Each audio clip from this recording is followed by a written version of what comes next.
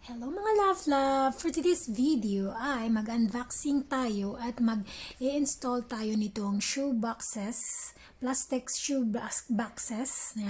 Yan po yung yung mabibili po siya sa Amazon for 12 packs for 66 dirhams. Ayan. So ayan na po, dumating na po ang order. So ito na po, i-assemble na natin ang plastic shoe box. Ayan, container. Ayan. Ganyan lang po ang paggawa. Itatayo lang natin yung pagka-fold niya at itutupi natin yung sa gilid at tatanggalin natin yung mga nakadikit na square na hindi kailangan. Ayan. So para magkaroon siya ng butas. Ayan. So ipapasok lang siya doon sa baba. Ayan. Unahin po natin yung malaki at tapos yung maliit. Ayan. Ipapasok lang yung nasa taas at ganun din sa ibaba. Ayan. Ganyan lang po siya kadali. Ayan. Ganyan lang po ang pag-assemble niyan. Plastic shoe box. Ayan. Tapos sa kabila naman, itutupi lang natin yung pampa-tighten dun sa cover. Ayan. Yun po yung cover niya. Ayan. Ipapasok lang po siya.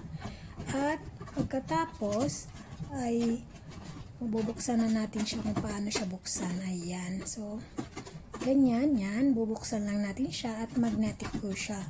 Ayan. So, yan. Yan. Ganyan po ang pag-assemble naman. Tapos, isunod natin, gawa pa tayo ng isang sample para ipapatong naman natin sa ibabaw at i-attach din siya dun sa unang ginawa natin. Ayan. Ganyan lang po siya kadali. Ayan. So, yan po yung una hanggang sa bali 30 pieces po lahat yan. Ayan po. Ganyan po ka dami. Hindi po sa akin ito po sa aking mga amo. Ayan, ako lang po nag-assemble ng lahat ng yan. Yan, 30 pieces po, lagay ng kanilang sapatos. Yan. So, ganyan lang po siya. Maganda lang siya. Ngayon, ipapakita ko sa inyo kung paano i-attach or idugsong sa isa, ang bawat isa. Yan. Yung may itutupi lang po natin at i-attach natin dun sa isang box. Ayan, para hindi siya mahuhulog at saka magiging matibay siya. Ayan, ganyan lang po. Ayan, ipapato lang natin doon at yung may butas na po doon sa itaas ay ilalagay lang po natin yung mga nakatiklop dyan. Ayan, medyo tricky siya, medyo mahirap pero kailangan ng patient dyan sa pag-attach. Kasi mahirap siya pag idudugso na natin yung kasunod. Ayan. So, yan. Ilalabas lang natin at ipapasok dyan sa kabila. Ayan. At sa kabila. Ayan. So, ganyan po siya. Ayan. Ganyan po. Ayan. So, yan. Attach na siya. Same procedure din dyan sa kabila. Ayan. Ganon din sa kabila. Kunahin natin yung isa. Ayan. So, itutupi lang siya at ipapasok naman dun sa ibaba. Ayan.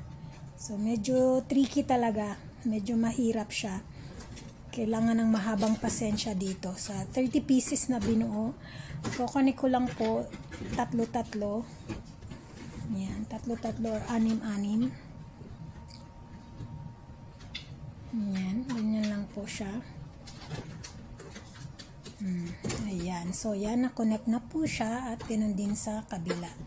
Bali, opposite siya magkaiba para mas matibay. Ayan po. Ganyan lang po ang pag-connect ng bawat boxes. Ayan. So, ganyan lang po. At madali lang siyang buksan. Ayan. Kailangan lang ng mahabang pasensya sa pag-assemble nito. Ayan. Tapos, dito po may pinaka-lock din po dyan sa yung pinaka-cover niya, may pinaka-lock din. Ayan, susunod na natin yung pangatlo. Ayan, ganyan lang po.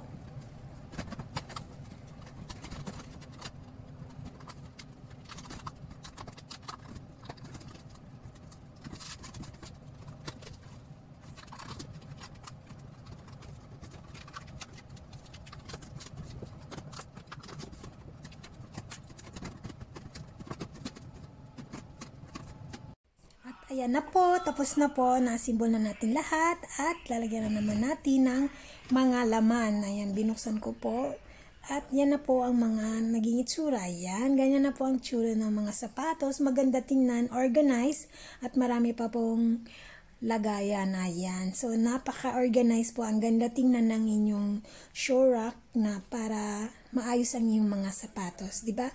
Ang ganda-ganda tingnan pag nakaayos. Thanks for watching, mga love!